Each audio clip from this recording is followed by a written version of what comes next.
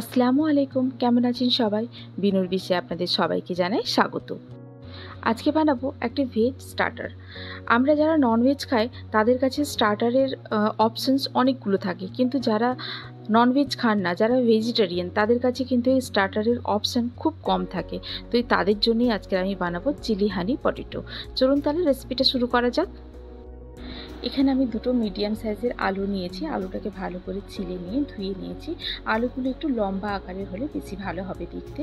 দিয়ে এইভাবে একে পিস করে নেব। পিসগুলো একটু মোটা মোটা হবে, এই যে দেখুন এইরকম মোটা আকারের পিস হবে।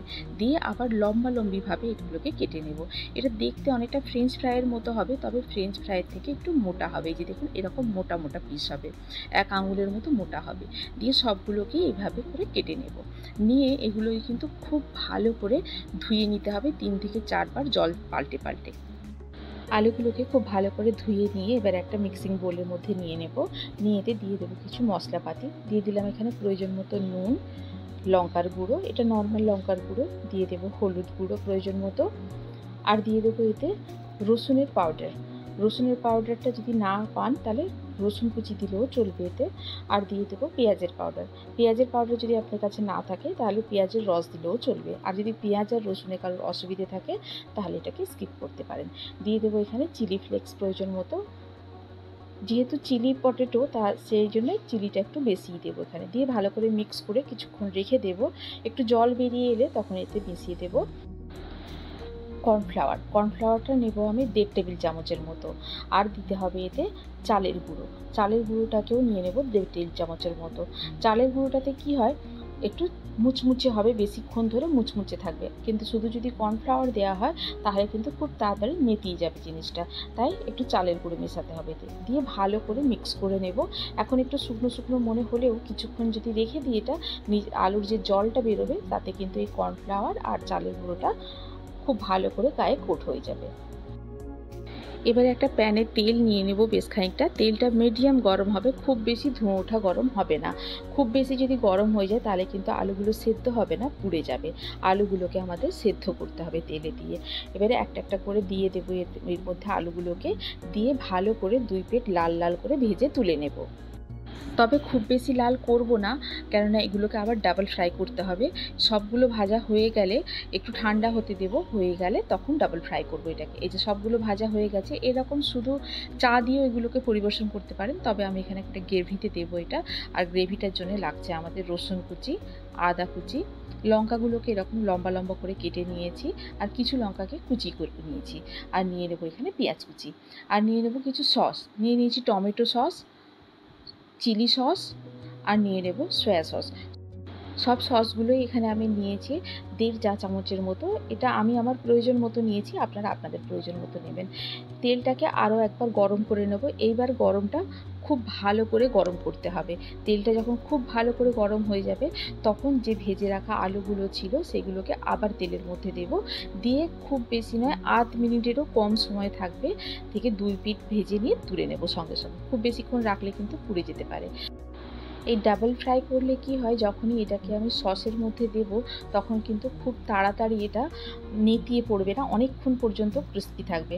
আপনারা যখন চিকেন ফ্রাই করবেন তখনও যদি এইভাবে করেন ডাবল ফ্রাই চিকেনগুলোকে, সেক্ষেত্রে মুচমুচে বেশি হবে। আর যখন সসে দেবেন তখন কিন্তু খুব তাড়াতাড়ি নরম হবে না। এই রকমই ছোটো ছোটো টিপস অ্যান্ড ট্রিক্সের জন্য আপনাদের কিন্তু বিনু বিশ্ব চ্যানেলটিকে সাবস্ক্রাইব করতে হবে। তো এইভাবেই সবগুলোকে ভেজে ভেজে তুলে নেব আমি। এবারে গ্রেভি বানানোর জন্য একটা প্যান গরম করে নিয়ে দিয়ে দিচ্ছে 1 টেবিল চামচের মতো তেল। যে আলু ভেজেছিলাম সেই তেলটা দিয়ে রান্না করব। দিয়ে এবারে এতে দিয়ে দেবো পেঁয়াজ কুচি, রসুন কুচি, আদা কুচি, কাঁচা লঙ্কা কুচি। দিয়ে অল্প একটু নাড়াচাড়া করব, এগুলো যেন কাঁচা থাকে, ভাজা ভাজা কিন্তু হবে না এগুলো। দিয়ে এবারে দিয়ে দেবো যে সসগুলোকে রেখেছিলাম, চিলি সস, টমেটো সস আর সয়া সস, তাতে অল্প একটু জল দিয়ে ভালো করে গুলে নিয়ে সসটাকেও দিয়ে দেবো। দিয়ে অল্প একটু নাড়াচাড়া করে নেব।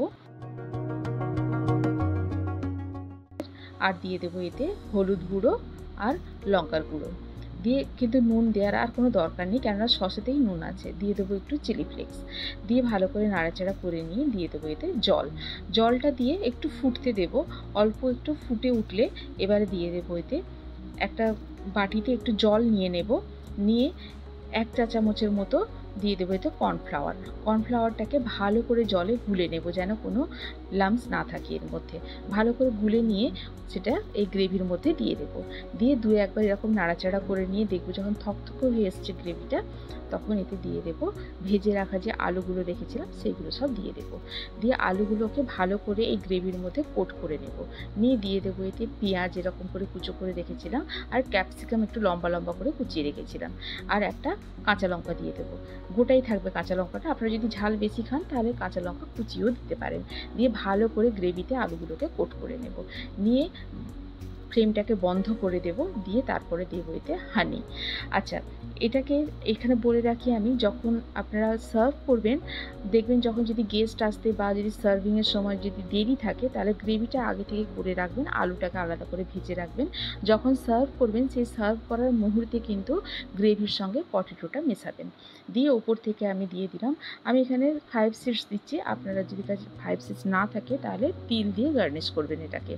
এই যে হয়ে গেল আমার চিলি হানি পটেটো একদম রেডি সার্ভ করার জন্যে। আপনারাও ট্রাই করুন বাড়িতে করে, জানান আমাকে কেমন লাগলো। যদি ভালো লেগে থাকে তাহলে বন্ধুর সঙ্গে শেয়ার করুন, আর যদি কোনো নতুন বন্ধু থেকে থাকেন তাহলে আমার চ্যানেলটিকে সাবস্ক্রাইব করে পাশে থাকার অনুরোধ রইল। আজ তাহলে এই পর্যন্তই, আবার দেখা হবে। ভালো থাকুন, সবাইকে ভালো রাখুন। আল্লাহ হাফেজ।